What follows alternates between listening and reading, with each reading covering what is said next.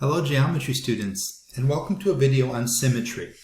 We're looking at specifically three different kinds of symmetry here. There's line symmetry, point symmetry, and rotational symmetry.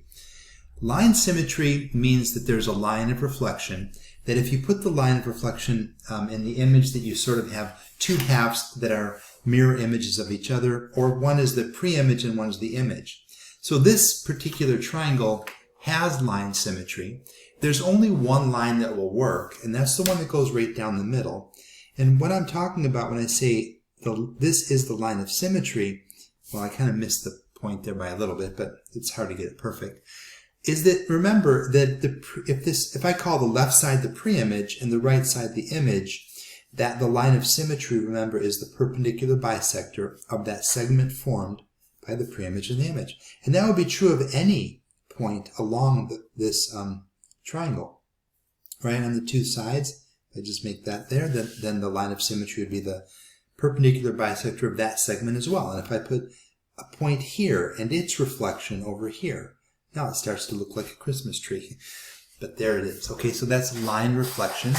Divides something into two equal parts that can be reflected on one another. All right, the next ones, point symmetry and rotational symmetry have something in common. I like to talk about rotational symmetry first because rotational symmetry can be point symmetry, but it doesn't have to be point symmetry. And we'll see an example, at least one example, where we have rotational symmetry that's not also point symmetry. The difference is rotational symmetry can be any measure under 360, and point symmetry is specifically 180-degree rotation. Now this particular image of a sun has rotational symmetry and point symmetry. So let's first talk about this in terms of what does rotational symmetry even mean. First, it means that there's a center of rotation, which is the center of the image. Second, it means in this case, if I were to draw a segment from the center to the point of that triangle, then I can sort of imagine rotating this figure from the center to the vertex of that triangle so that the whole figure would not look any different with that rotation. In this case, because this whole thing is a 90-degree rotation, like from 12 o'clock to 3 o'clock, if you imagine this being a clock, this must be a 45-degree rotation. So that's 45 degrees.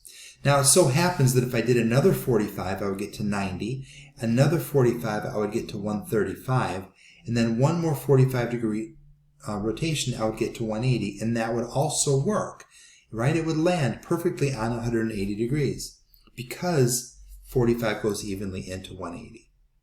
Okay, so this particular image therefore has rotational symmetry, and we would say it has rotational symmetry of 45 degrees, but it also has point symmetry because it could be rotated the full 180 and it would still be the same exact figure.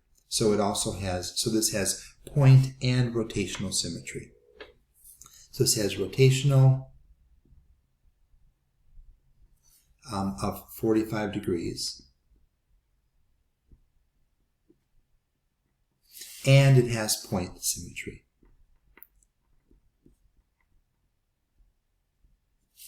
Okay, there you go.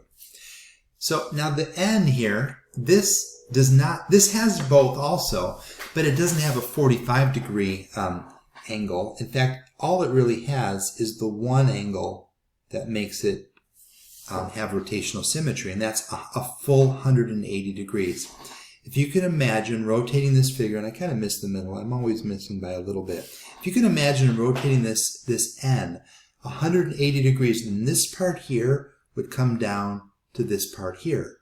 And this part here would come up to this part here. And in fact, if you rotated this 180 degrees, you wouldn't even be able to tell the image from the pre-image. That's what rotational symmetry is. That's specifically what point symmetry is in this case. So this one has rotational symmetry of 180, which is point symmetry.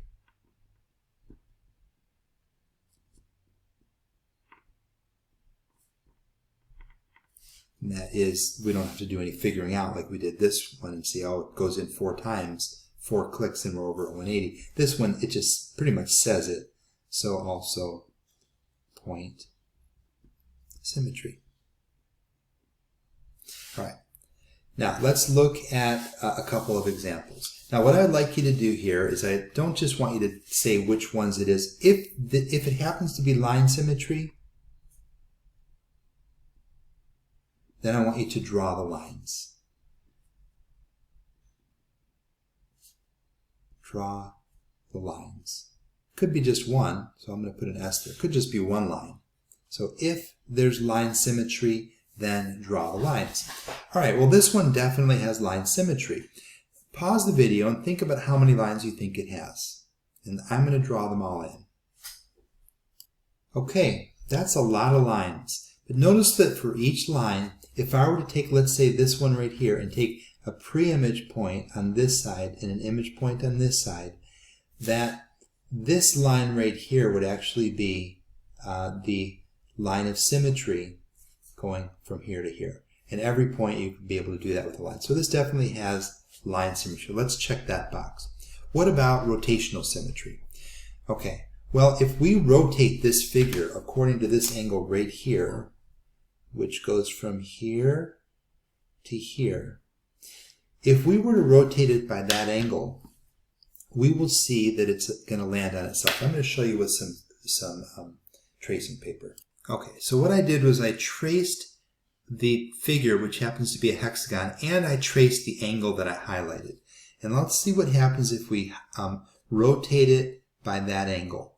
So we're going to rotate that, and how are we going to tell when we rotate it by that angle? When the bottom part of the angle hits the top part, that will be that angle right there. And see what you have? You have the same figure, all of the sides, everything went on top of itself. So whatever this angle is, that's the angle of rotation. And this time we can kind of see that this whole thing is divided up into 6 equal parts. It's a hexagon, so there's 6 parts here. And therefore each of these angles is going to be 360 divided by 6. 360 divided by 6 is 60. So this is a rotation of 60 degrees. That's what that is right there.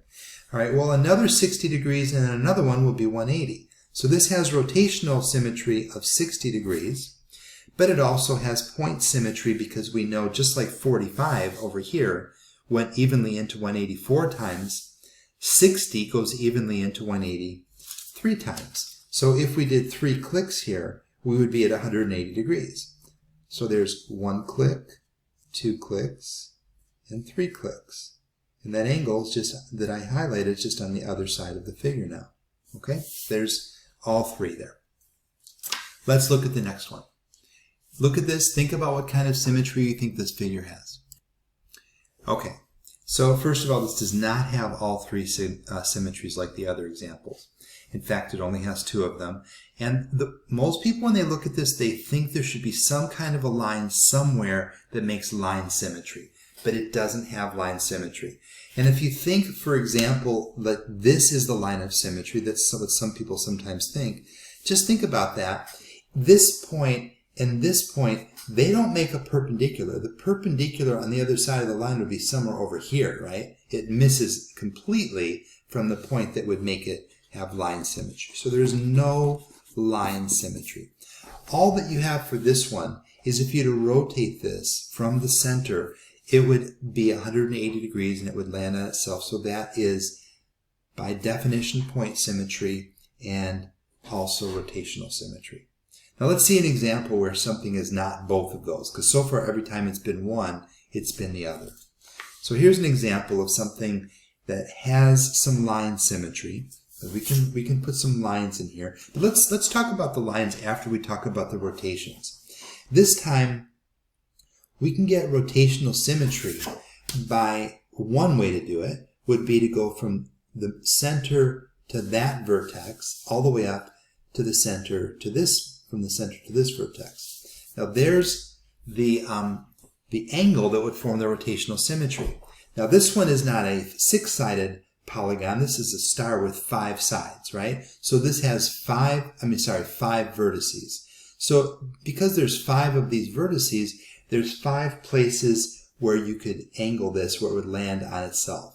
So in other words, the angle of rotation is 360 divided by 5.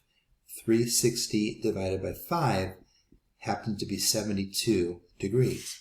So that means that this has rotational symmetry of 72 degrees. Now when we go from 70, that's one click. And then we go again, we're going to get to the other one. That's going to be 142. That's just 2 times 72. And then the next clip will go all the way to 3 times 72, which is 216, right? It passes 180. So this does not have point symmetry. So here's one, the first one that you've seen where it has rotational symmetry, but not point symmetry.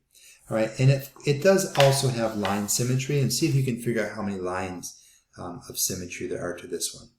I'll pause the video and see if you can get the same ones, and I'm going to draw them in. Okay, there you go. If you thought there were 5 lines of symmetry, I agree. I see 5, I don't see any more. So this definitely has line symmetry, and there's 5 lines as drawn.